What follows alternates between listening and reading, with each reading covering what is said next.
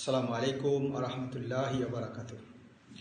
বিয়েটা.com থেকে আজকে আমরা আপনাদের সামনে একজন পাত্র যিনি ফিনল্যান্ডে আছেন ওনাকে পরিচয় করিয়ে দিব।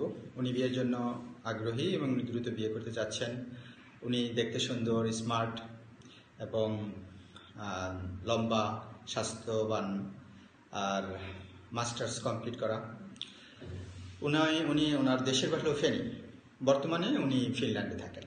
উনি মাস্টার্স করেছেন ঢাকা কলেজ থেকে এবং ঢাকা কলেজ থেকে উনি ব্যবস্থাপনা ম্যানেজমেন্টের উপর মাস্টার্স করেছেন।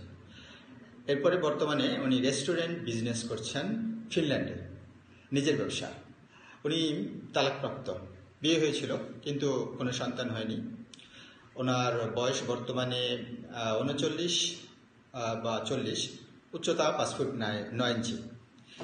এই ভাইয়া আমাদের বিয়েটা.com-এ রেজিস্ট্রেশন করেছিলেন বেশ কিছুদিন আগে।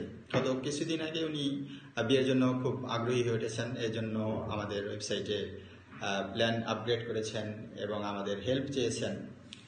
বিয়েটা.com-এ রেজিস্ট্রেশনের সময় উনি বিভিন্ন তথ্য দিয়েছেন, তার মধ্যে আমরা কিছু তথ্য আপনাদের সামনে শেয়ার করছি। ওনার নাম সাফিত হোসেন, ডাকনাম সাফিত। ওনার বাবা ছিলেন ডাক্তার। এরপরে উনি মাস্টার্স করেছেন, আপনাদেরকে পূর্বেই বলেছি, ঢাকা কলেজ থেকে ম্যানেজমেন্টে। ওনার মা গৃহিণী। আর উনি নিজের সম্পর্কে বলেছেন উনি ফিনল্যান্ডের হেলেনসিকিতে আছেন এবং ওনার রেস্টুরেন্ট বিজনেস। উনি বলেছেন যে আমি ভালো একজন পাত্রী চাই, সৎ মন মানসিকতার, দেখতে সুন্দরী হতে হবে। ওনার জন্ম তারিখ হলো 2 ডিসেম্বর 1984। উনি ফিনল্যান্ডের নাগরিক। ওনার গায়ের রং উজ্জ্বল শ্যামলা, দেখতে সুন্দর। আর উনি মুসলিম সুন্নি আকিদার। ওনার এই হলো, বাংলাদেশের যে কোনো জেলার হতে পারে, তবে তার বয়স 25 থেকে সর্বোচ্চ 38 বা 39-40ও হতে পারে। যদি সুন্দরী হয়, ওনার পছন্দ হয়, তাহলে উনি করবেন। তবে উচ্চতা একটু ভালো হতে হবে, 5 ফুট 2-3 থেকে 5 ফুট 6-7 হলে ভালো হয়। গায়ের রং অবশ্যই সুন্দরী হতে হবে, শ্যামলা হতে হবে।